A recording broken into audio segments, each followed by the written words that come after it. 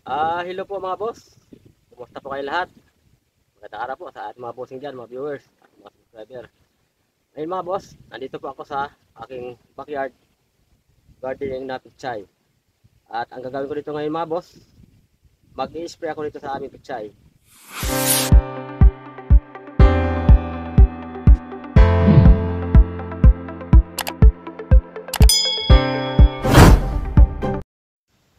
Hello mga boss. Kumusta po kayo?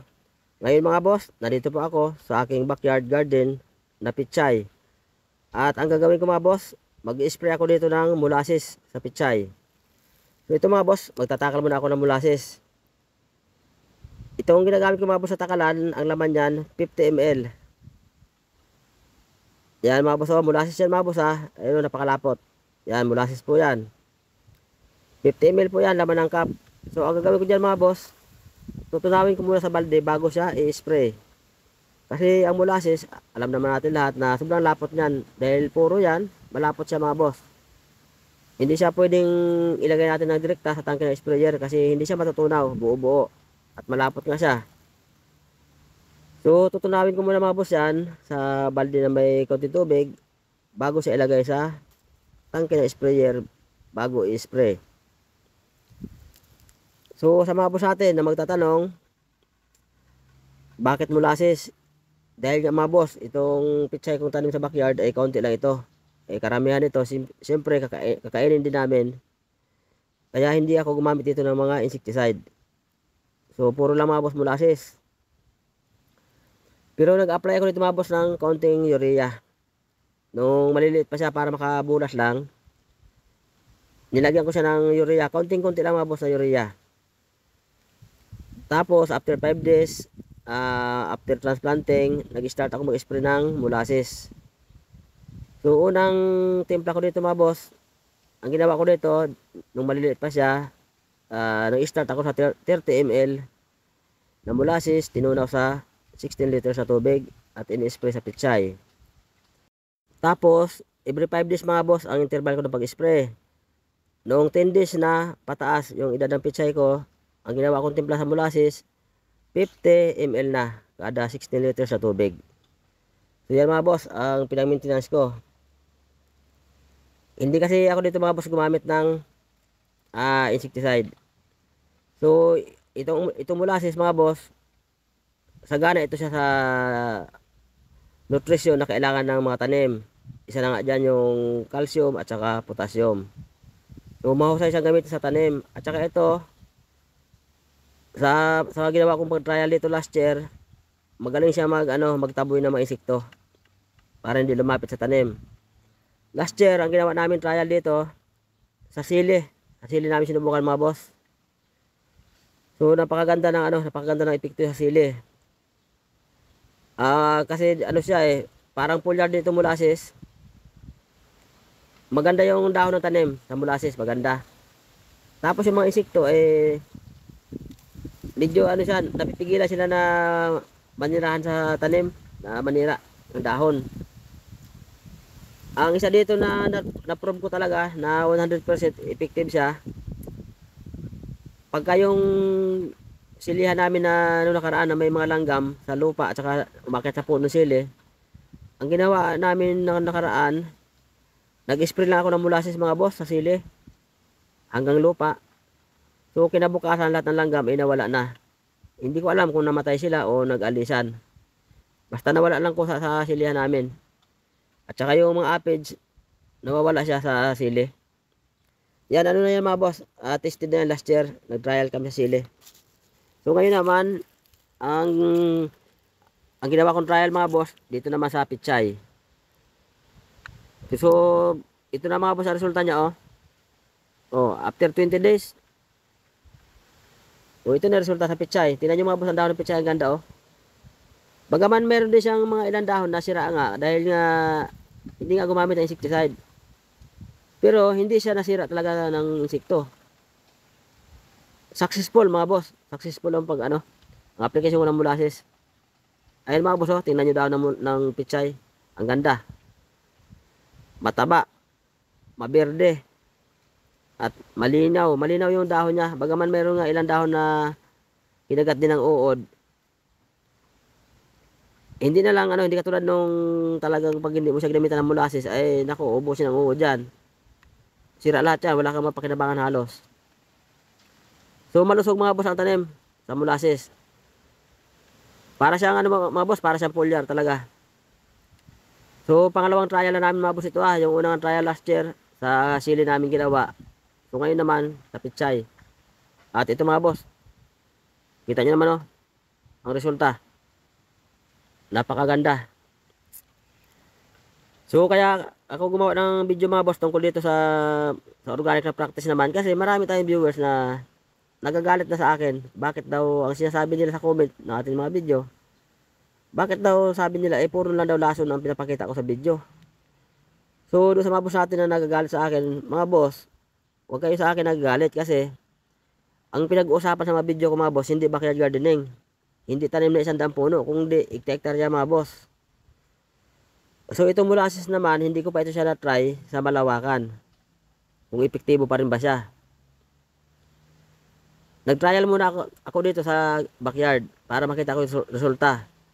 At siguro sa darating pa mga panahon, baka subukan namin ito talaga sa malawakan, sa hektarya na natanim.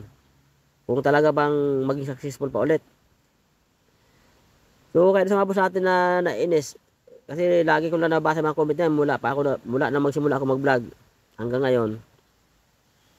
Marami nagalit na inis. Bakit daw puro na daw lason ang pinapakita ko sa video tapos malalason daw mga tao.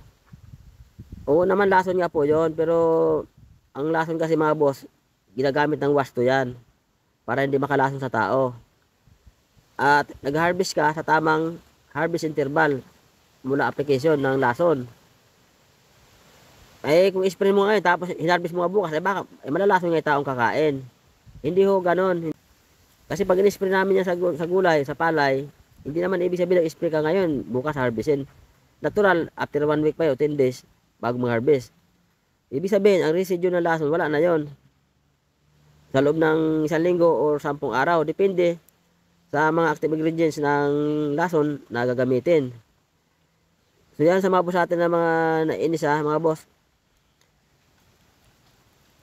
Pangmalawakan po mga boss na farming yung pinapakita namin sa mga video. Kaya mga synthetic na lason na pinapakita namin. Kasi sa organic farming wala pa ako nakita na epektibo pag puro organic ang gagamitin. Masisira ako ang tanim pag hektarya na.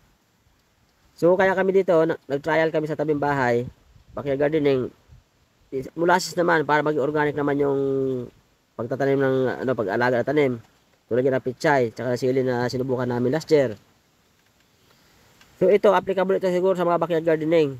So ewan ko lang mga boss sa pagmalawakan na. Hindi pa namin na-try ito. Pero i-try pa namin ulit sa backyard, sa ibang tanim naman. Kung epektibo pa rin ba siya. At siguro sa darating na mga pagkakataon, baka subukan na namin siya sa malawakan na. So mga boss huwag kayo naggal sa amin kung nagpapakita kami ng mga lason sa video kasi ang usapan po, ang pinag-usapan dyan sa mga video namin mga boss, hindi yan pang backyard gardening. Pang business farming yan mga boss, pang malawakan. Hektarya, kumbaga yung mga kapital niyan ay malakihan na, hindi barya-barya, milyones ang pinupunan. Kasi pag mayroon kang tanim halimbawa ng milyon na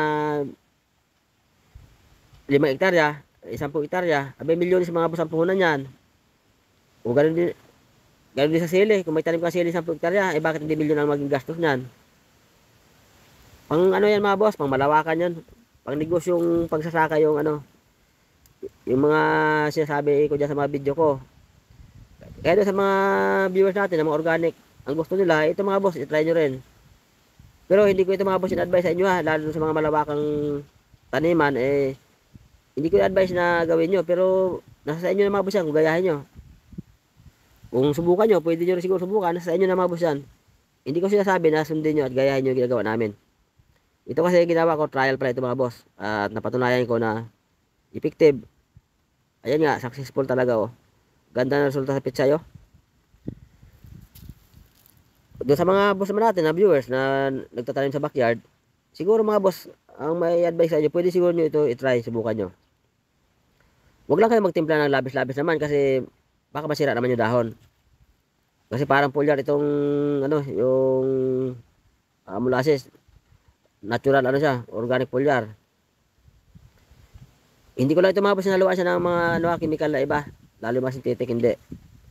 Pinupuro ko lang siya pag-spray. Sa mga trial namin na ginagawa ito nakaraan sa sili, hanggang 50 ml lang kami mga boss.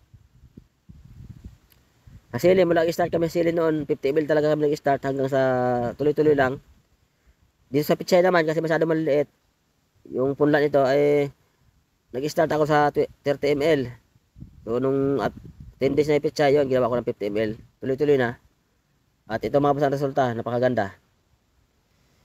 Try nyo rin mga boss sa mga backyard gardening nyo dyan, sa ibang mga pananim nyo. Pero sa malawakan mga boss, hindi ko ito sa inyo na-advise kasi baka hindi pa ako sure kung gagana ito sa malawakan. Kasi hindi pa kami nakasubok eh. So kami muna mga boss ang magsusubok sa malawakan. Bago nyo gayahin. Pag may napakita kami sa inyo na video, na epektibo siya kahit malawakan. Sa malawakang farming. Malay natin sa sunod pa ng mga panahon matry talaga namin to sa hektarya tanim malaking tipid ito mga boss, malaking minus sa abono at saka sa mga lason. Maganda mga boss sa epekto sa sili ito mga boss, napakaganda ng dahon ng sili. Noong nakaraan kasi hindi namin pa nilabas ang video sa sili kasi trial pa lang namin ngayon, so wala pa kami napatunayan. So ngayon may napatunayan na ako last year sa sili. Kaya ngayon gumawa akong video dito naman sa pichay. At trial siya uli at ito naman yung resulta niya. Maganda naman oh. Bagaman may mga ilan daw na kinagat ng uod kasi hindi naman talaga maiwasan. Pero hindi marami. Nawawala sila. So siguro mga boss, hanggang dito muna ako mga boss ha. Banyo na mga boss yung iba pa namin video. Sa sunod na mga araw. Dito muna kami sa aming backyard gardening. Bye-bye muna mga boss. Bye-bye. Abangan ang next video.